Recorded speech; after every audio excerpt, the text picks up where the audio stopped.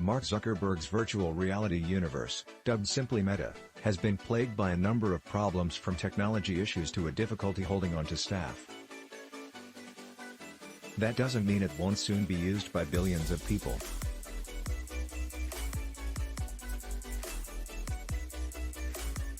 The latest issue facing Meta is whether the virtual environment, where users can design their own faces, will be the same for everyone, or if companies, politicians and more will have more flexibility in changing who they appear to be. Rand Waltzman, a senior information scientist at the research nonprofit Rand Institute, last week published a warning that lessons learned by Facebook in customizing news feeds and allowing for hyper-targeted information could be supercharged in its Meta, where even the speakers could be customized. Using deepfake technology that creates realistic but falsified videos, a speaker could be modified to have 40% of the audience member's features without the audience member even knowing. Meta has taken steps to tackle the problem, but other companies are not waiting.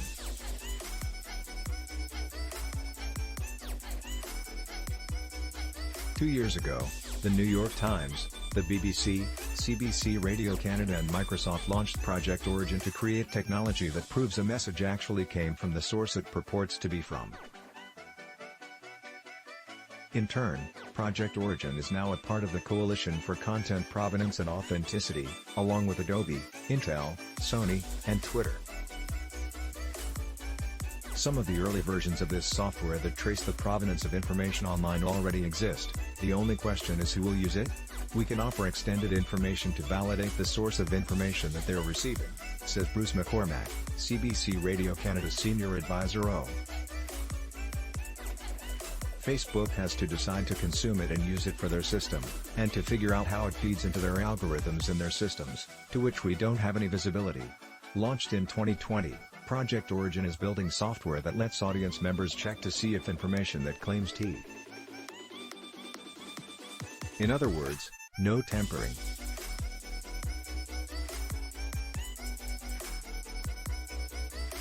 Instead of relying on blockchain or another distributed ledger technology to track the movement of information online, as might be possible in future versions of the so-called Web3, the technology tags information with data about where it came from that moves with it as it's copied and spread.